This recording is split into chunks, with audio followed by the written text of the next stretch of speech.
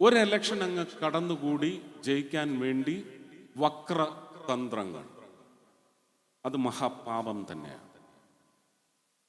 എൻ്റെ കാര്യത്തിൽ ഇപ്പോഴും അതൊക്കെ തുടരുന്നുണ്ട് കേട്ടോ. അപ്പൊ ഞാൻ തിരിച്ച് മൂന്ന് അക്ഷരം പറഞ്ഞാൽ മതി. CBI is the answer. Call the CBI എന്ന് പറയുമ്പോൾ പിന്നെ അതങ്ങ് അടങ്ങും. കാരണം CBI വന്നാൽ അവന്മാരെല്ലാം പൂട്ടിലാവും. പൂരത്തിന്റെ കാര്യത്തില്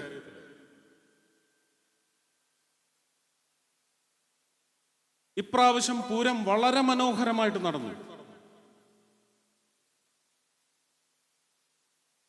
ബഹുമാന്യനായ മുഖ്യമന്ത്രിയാണ് അതിന് നേതൃത്വം നൽകിയത്. പക്ഷെ അതിന്റെ പശ്ചാത്തലം എന്താണ്? അത് ഞാൻ രാഷ്ട്രീയം തന്നെയാണ് പറഞ്ഞത്. നല്ലതിനെ നമുക്ക് നല്ലതായിട്ടേ കാണാൻ പറ്റൂ. അടിയന്തരാവസ്ഥ എന്ന് പറഞ്ഞ കരിക്കട്ട ദുരന്തം, അതിന്റെ പേരിൽ ഇന്ദിരാഗാന്ധിയെ ഈ നാടിന് കിട്ടിയ നന്മ എല്ലാം മറന്ന് പുച്ഛിച്ച് തള്ളാനോ പുലഭ്യം പറയാനോ എന്നെ കൊണ്ടാവില്ല. അങ്ങനെ ഒരു വലിയ ബൃഹത്തായ സമൂഹം നമ്മുടെ രാജ്യത്തുണ്ട്, നമ്മുടെ രാജ്യത്തിന് പുറത്തുണ്ട്.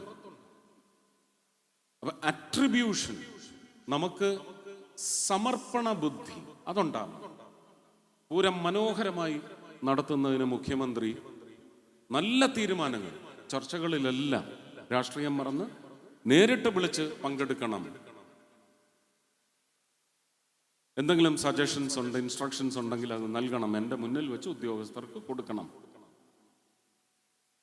ശ്രീരാജൻ അഹോരാത്രം പണിയെടുത്ത ആളാണ്. അദ്ദേഹം CPI ആയതുകൊണ്ട് എനിക്ക് അദ്ദേഹത്തെ തള്ളി പറയാനൊക്കത്തില്ല. അതാ പറഞ്ഞ വ്യക്തികളുണ്ട്, ആ വ്യക്തികളെ നമുക്ക് കണ്ടെത്താൻ സാധിക്കണം. ആ വ്യക്തികൾ നമുക്ക് ഉപകരിക്കപ്പെടണം. ഉത്തരവാദിത്വമാണ്. പക്ഷെ എങ്കിലും നമുക്ക് അങ്ങനെ ഒരു പ്രാർത്ഥനയില്ലേ ഒരു വോട്ട് ചെയ്യുമ്പോൾ, ഇതെനിക്ക് ഉപകരിക്കപ്പെടണം. ശ്രീ മോഹൻ ജോർജ്, ഞാൻ ദീർഘിപ്പിക്കുന്നില്ല, എല്ലാവർക്കും വീട്ടിൽ പോയി കഞ്ഞിയും പയറും ഒക്കെ കഴിച്ച് കിടന്നുറങ്ങാനുള്ളതാണ്. ആനിമൽ മാൻ കോൺഫ്ലിക്റ്റിനെ സംബന്ധിച്ച് ഇവിടെ സംസാരിച്ചു കഴിഞ്ഞു. നവ്യ പറഞ്ഞതാണ് ഞാൻ പറയാൻ ആഗ്രഹിച്ച പോയിന്റ്. കേന്ദ്ര നിയമങ്ങൾ സസൂക്ഷ്മം അപഗ്രഥിച്ച് പഠിച്ച് നിങ്ങൾ ഇവിടെ ജിയോ ഇറക്കുക. വളരെ നോർമലൈസ്ഡ് ആയിട്ടുള്ള ഒരു പ്രക്ഷുബ്ധതയും പ്രകൃതി സ്നേഹികളെയും മൃഗസ്നേഹികളെയും ഒന്നും വിഷമിപ്പിക്കാതെ, പിണക്കാതെ, മൃഗങ്ങളെപ്പോലും വിഷമിപ്പിക്കാതെ നമുക്ക് കാര്യങ്ങൾ ചെയ്തെടുക്കാൻ സാധിക്കും. പക്ഷെ ഇത് വരാൻ പോകുന്ന എല്ലാ ഇലക്ഷനുകൾക്കും ഒരു വിഷയമായിരിക്കണമെന്ന് പറയുന്ന രാഷ്ട്രീയ കുതന്ത്രം വിളയാടുകയാണെങ്കിൽ ഈ പ്രശ്നങ്ങളൊന്നും പരിഹരിക്കപ്പെടാതെ തുടർന്നു കൊണ്ടേയിരിക്കും. ഇപ്പോഴും നമ്മുടെ ഈ പട്ടിണി ഇൻഡെക്സിന് ഇങ്ങനെ എല്ലാവരും പുകഴ്ത്തിയാണ്, വളർന്നു, ഇന്ത്യയുടെ സ്ഥാനം 300ാമത്തെ സ്ഥാനത്തേക്ക് പോയി എന്നൊക്കെ പറഞ്ഞ് കൊട്ടിഘോഷിക്കാൻ വേണ്ടി ആനന്ദം പ്രകടിപ്പിക്കുന്ന അതുപോലെ തന്നെയാണ് പട്ടിണിയുടെ കാര്യത്തിൽ നമ്മൾ എത്രമാത്രം കൺട്രോൾഡായി, എത്രമാത്രം നമുക്ക് അഭിമാനിക്കാൻ തരത്തിലുള്ള ഒരു പൊസിഷനിലാണ് നമ്മൾ എത്തിയിരിക്കുന്നത്. ഇന്നലെ കൗൺസിൽ യോഗത്തിലും പ്രധാനമന്ത്രിയുടെ ക്യാബിനറ്റ് സെക്രട്ടറിയും വ്യക്തമായി വിളിച്ചു പറഞ്ഞതാണ്, ഓൺ റെക്കോർഡാണ്.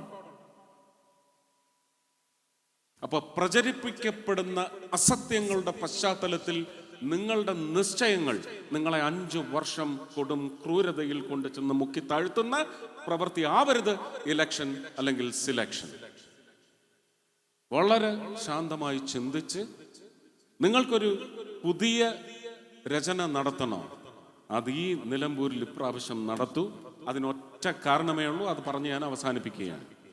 ഈ ഇലക്ഷൻ സത്യത്തിൽ ഇന്ത്യ മുന്നണി എല്ലാവരും കൂടെ കൂടിയിരുന്ന് അവരിലെ പ്രബലൻ TMC ആണോ, ആപ്പാണോ, INC ആണോ, അതോ ഇനി ഫറൂഖ് അബ്ദുള്ള അദ്ദേഹത്തിന്റെ പാർട്ടിയാണോ എന്ന് പറയുന്ന ഒരു ഇലക്ഷൻ അതിനകത്ത് നടത്തിയാൽ മതിയായിരുന്നു.